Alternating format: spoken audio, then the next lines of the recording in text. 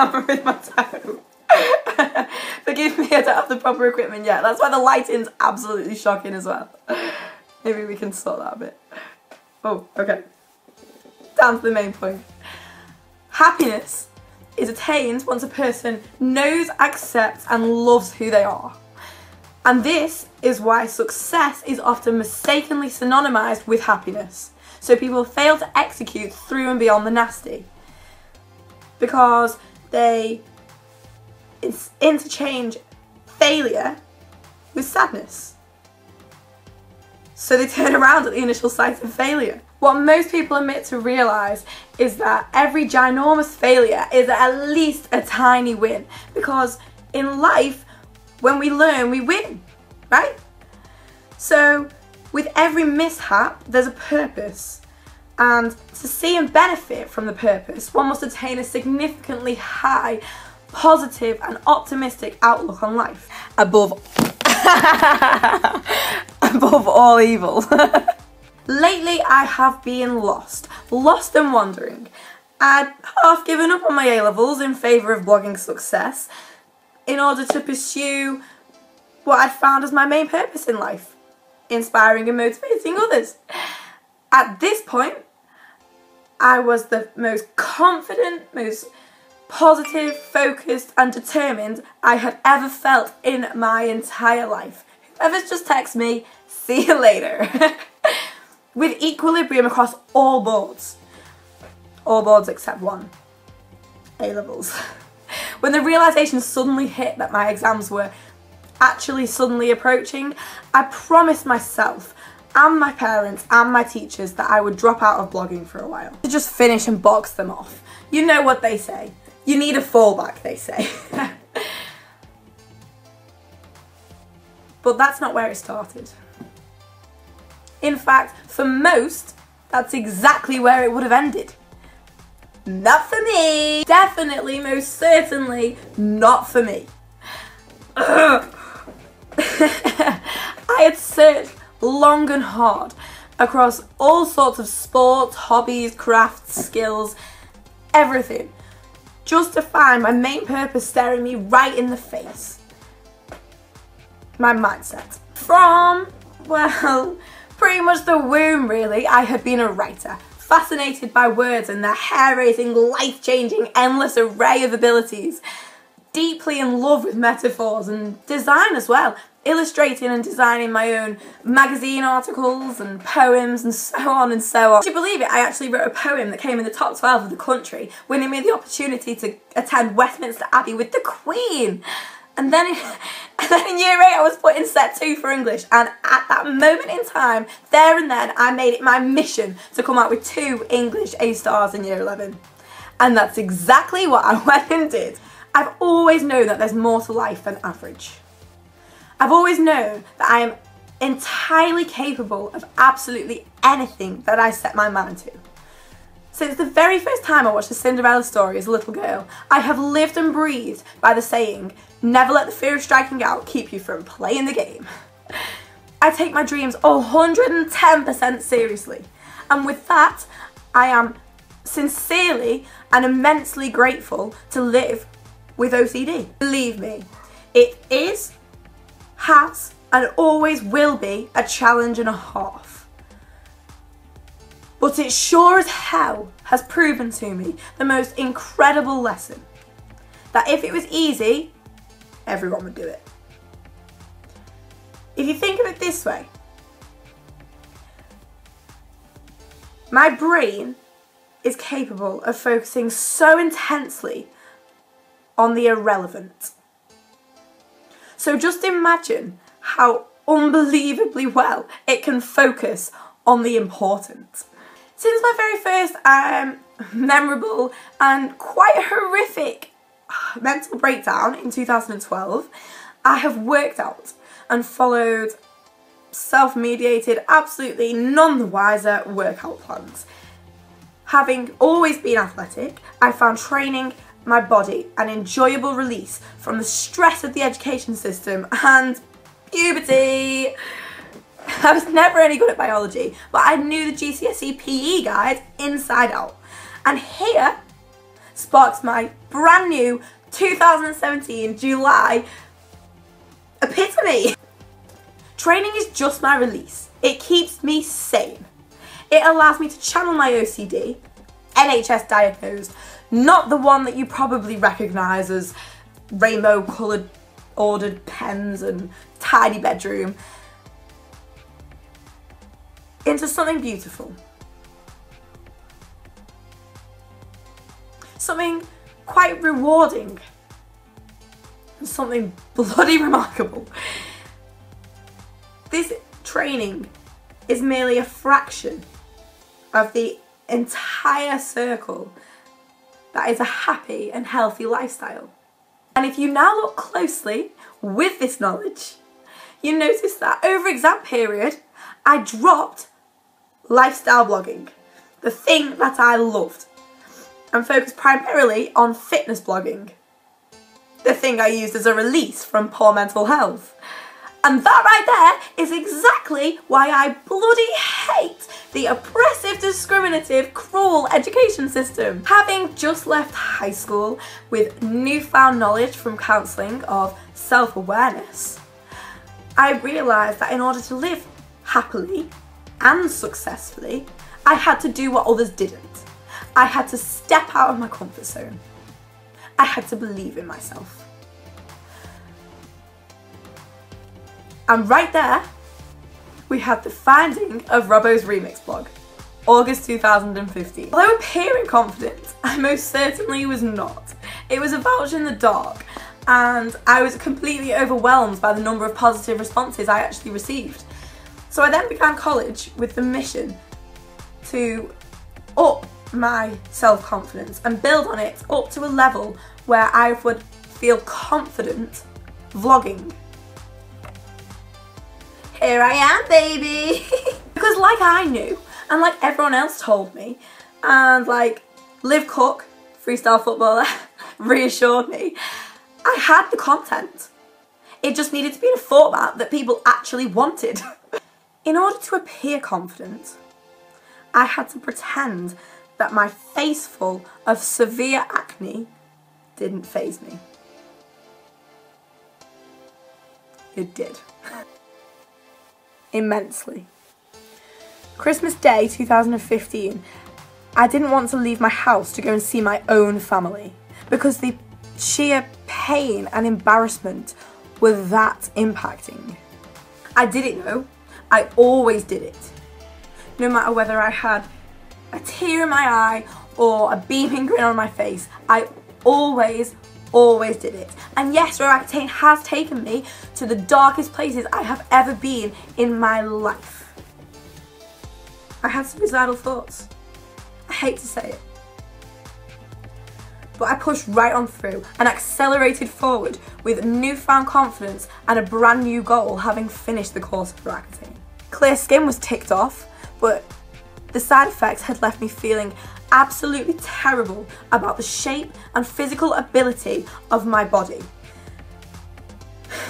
The side effects had meant that I had been out of training for months, but I now had the ability to drive, and I'd always promised myself that as soon as I passed my driving test, I would join the gym. So that is exactly what I did. I launched myself right into that brand new challenge, and well, that's kind of the issue. Well, it's not really an issue. It's quite spectacular and overwhelmingly unique. The wholehearted effort I've used to throw myself into brand new tasks. It just means that when I launch myself into the wrong task, I get completely confused and have no idea what's going on, and it hits me like a ton of bricks. I don't know where I'm going anymore. AKA with the fitness blogging. When lost and wandering, as I have been since I dropped out of blogging for exams, the initial awe and excitement of things led me to just dive right into whatever it was I felt I was missing out on. So I've been going crazy, literally going crazy, suggesting the weirdest shit to my mum and dad and family and everyone else, saying I might try this next, I might do this, I might get this, I might do that, blah, blah, blah, blah, blah, with no real focus. I have been feeling miserable. I've been wondering why on earth Other people have been psyching me up. That's my job. I've been wondering why my successes don't feel as great and my Instagram and blog just don't seem to have been as successful as they had been. They don't seem to have been moving forwards. My excitement was just at an all-time low, and no matter how hard I bloody tried, nothing seemed to be changing. Lately I felt like I've been going through the motions with no real oomph. I felt an empty space. I've been on edge and completely anxious. My confidence has not been at its highest point, and I've actually felt rather insecure and almost defeated by hate. Why? Because I haven't been myself. Now I know. I just couldn't quite place my finger on it, but yesterday, 24th of July 2017, we had it. It slapped me right in the face. I've been struggling to focus because I've been trying to squeeze all of my eggs. Where's my face gone? I've been trying to squeeze... There we go. I've been trying to squeeze all of my eggs into one basket. It was like I was trying to squeeze into this little box. This one box.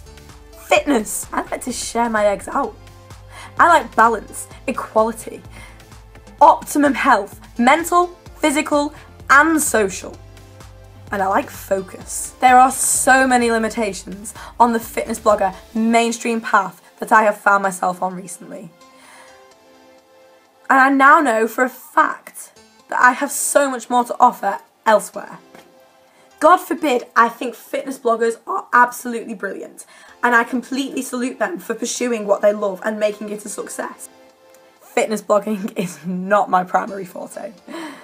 It's just part of it. My primary forte, as I have actually said from the very, very beginning, is to dedicate, motivate, strive, and inspire. I truly believe that this whole process of realisation and sudden eureka moment has come from a culmination of happenings.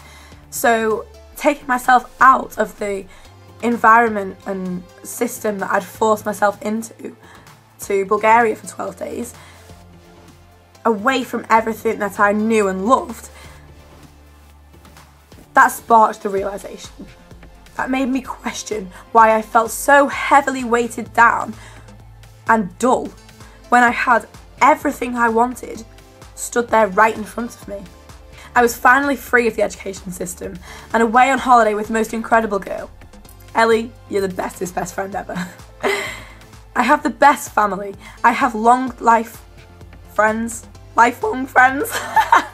new friendships. I have a job, so I'm earning. I have enough time on my hands to go to the gym as much as I want to. I have a car, so I'm mobile, and I have equipment that I need to pursue my dreams. I have a blog and an Instagram account, which I have worked so hard on relentlessly, and I have a strong and powerful physique. I have a fashion sense, which I have attained myself. Random, but it's me. And I have something brand new and fantastically exciting. Not just a boyfriend, but a best friend. And just the beginning of our brand new relationship. I'm 18 years old and I've never had a boyfriend before. All I'll say is, I knew that I would know. And I knew. As corny as it sounds, in the heat of doubt, Benji's grand entry into the life of Robyn reassured her that being her whole and complete self, with confidence and in peace, was, is and always will be the best possible person that she can be. His motivational pep talks, I always get that wrong, were increasing in number and mine was suddenly declining. And I questioned, why am I not the one psyching him up anymore? And oh my god, there it was.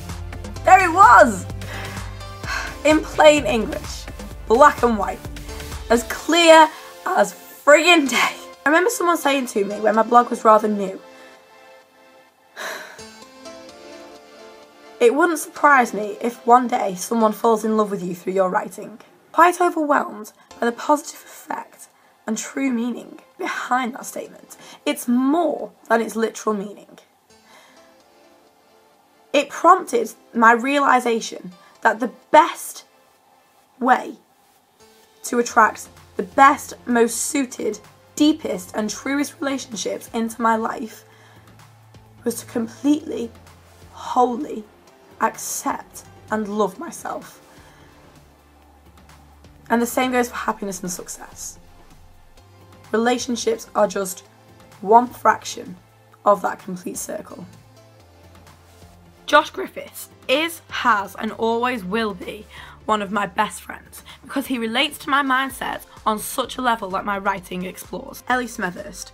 Before we were actually best friends, we spent a year in class together. All she really knew and loved of me was my When Life Gives You Lemons blog. And Benjamin Lucas, well, I held my guard up until one night I had completely done with revision, which he had sat patiently and helped me with. God bless that boy. And I suddenly started opening up all about my blog.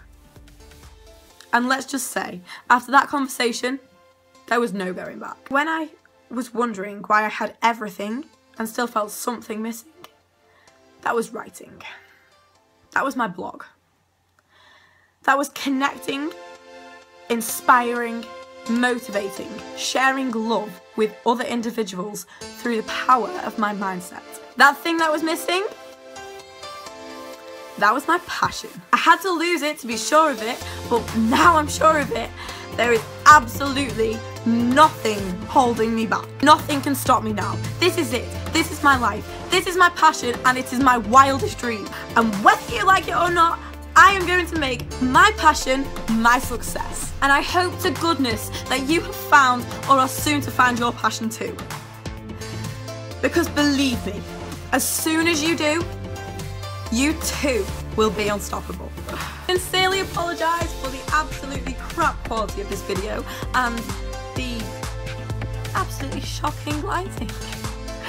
I thought the sun would be alright, but I didn't think about the fact that the sun moves. Thank you so much for watching.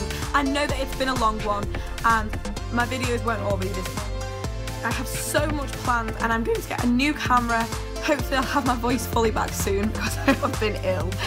And yeah, here goes.